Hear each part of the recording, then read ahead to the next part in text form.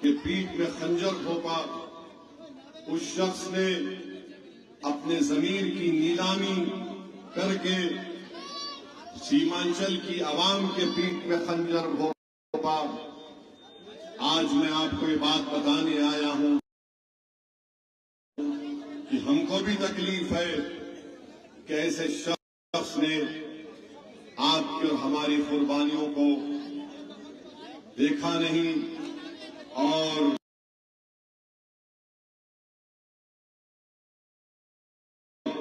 हुकूमत वक्त के आगे जाकर अपने सर को झुका दिया।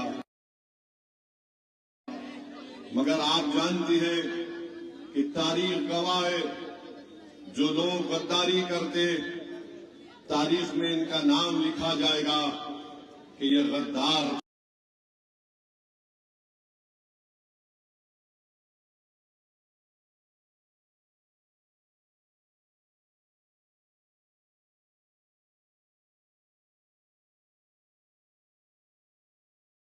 था, जिसने मासूम को धोखा दिया था।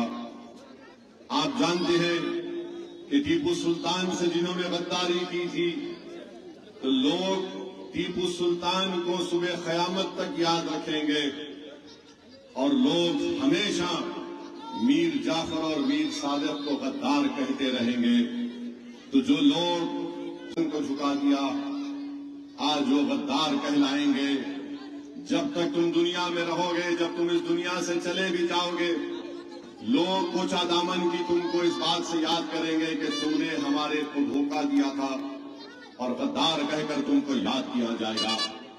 और एक झूठ कहा गया कि मजलिस में रहकर कोचा दामन के लिए काम नहीं करवा सकते। जब छोड़कर गए तो तेजस्वी यादव बिहार के उप मुख्यमंत्री थे, अख्तरुल ईमान अकेले विधायक एमएलए थे। अख्तरुल ईमान साहब ने अपने विधानसभा में 800 करोड़ के काम मंजूर करवाए हैं और उसमें से कई काम पाए तकमील को पहुंच चुके हैं। कोचा दामन में कौन सा काम हुआ? आज ये शख्स कोचा दामन की जनता में नहीं फिर सकता, अपने कोई साथियों को भिजाता है, जाओ जाकर देख कर आओ, क्योंकि कोचा दामन की जनता जान चुकी है कि हम गद्दारों का साथ नहीं देंगे। कोचा दामन की जनता ने फैसला कर लिया कि जो मजलिस का साथ छोड़ेगा वो हम उसका साथ नहीं दे सकते। मेरे अजीज दोस्तों और मेरी इज्जतदार माँ और बहनों, मैं आपसे अपील करने आया हूं कि मजलिस से ये दुश्मनी क्यों की जाती है। ये तमाम सियासी पार्टी के जिम्मेदार नहीं चाहते कि बिहार में मुसलमानों का कोई विकल्प या कोई मुतबादिल सियासी कुव्वत ना उभरे। जितने अपने आप को सेकुलर और कम्युनल पार्टी कहते हैं, जिसमें बीजेपी भी शामिल है, राजद भी शामिल है, ये कभी भी नहीं चाहेंगे कि बिहार में मुस्लिम अक़लियत का एक सियासी लीडरशिप बने। ये खुश हैं कि अपर कास्ट के, चाहे वो ब्राह्मण हो, राजपूत हो, भूमियार हो, ईबीसी के लोग हो, कोई यादव हो, कोई पासवान हो, कोई माझी हो, इनकी लीडरशिप बन जाए। इनको तकलीफ इनसे नहीं होती, इन तमाम को तकलीफ उस वक्त होती है जब मजलिस ये कहती है कि तमाम समाज के लोग की एक सियासी लीडरशिप है, आप अपनी सियासी क़यादत को बनाइए।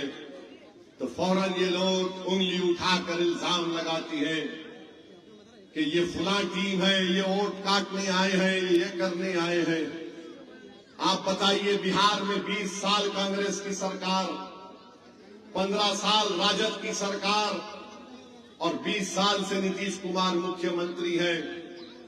कभी इधर जाकर नाचते हैं तो कभी उधर जाकर नाचते हैं। मगर बताइए आपको क्या हासिल हुआ?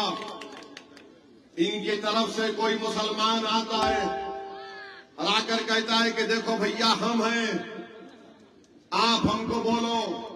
मगर ये ऐसे हमारे भैया हैं, जब इनके सियासी बाप के सामने जाते तो गूंगे और अंधे बन जाती है, इनकी जबान तक नहीं खुलती। सीमांचल के गरीब मजलूम अवाम के ताल्लुक से बात करने के लिए मेरे अजीज दोस्तों और बुजुर्गों, हम आपसे अपील करने आए हैं कि हम किसी समाज के कभी खिलाफ थे ना कभी रहेंगे। हम रसूलुल्लाह सल्लल्लाहु अलैहि वसल्लम के उम्मती हैं। हम किसी भी मजहब के खिलाफ नहीं हो सकते। जो मुसलमान है वो किसी मजहब के खिलाफ हो ही नहीं सकता। जो सच्चा मुसलमान है, जिसको दीनी तालीमात से वो बाखबर है, वो जानता है हम किसी के खिलाफ नहीं। मगर अगर कोई हमारे खिलाफ होता है और अगर कोई हमको आके छेड़ता है तो फिर हम उसको छोड़ते नहीं। इतना भी याद रख लो। तुमने हमसे छेड़खानी की, अब इसका जवाब तुमको देना पड़ेगा। आप बताइए, अख्तरुल ईमान ने खत लिखा मोहतरम लालू प्रसाद यादव को, बाप को खत लिखा तो बेटा बोलता मुझे खत नहीं आया।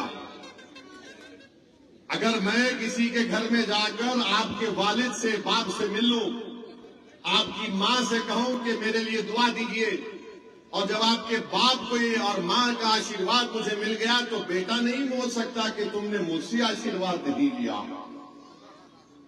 ये हमारे घर के आदाब हैं। हमारे बड़ों को हम सर का ताज बनाकर रखते हैं। अब नहीं मालूम कि तेजस्वी ये क्यों किए, नहीं मेरे को नहीं मिला।